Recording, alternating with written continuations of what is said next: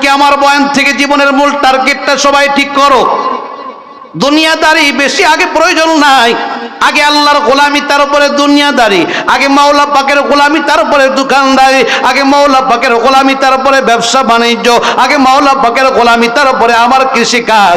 আগে আমার মাওলা পাকের গোলামি, তারপরে আমার ব্যবসা বাণিজ্য, দুনিয়ার কাজ। এর আল্লাহর গোলাম জীবনের মূল টার্গেটটা যদি ঠিক হয়ে যায়, দুনিয়াতেও তুমি সবল কাম, আখিরাতেও সবল কাম। ঠিক কিনা?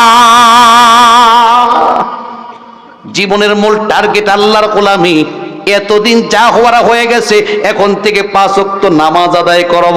এতদিন যা হওয়ার হয়ে গেছে, এখন থেকে চোখের হেফাজত করব। বেগানা নারীর দিকে তাকাবো না। চোখ দিয়ে কলিজার টুকরা মা বাবার চেহারার দিকে তাকাবো। লাভটা কি হবে?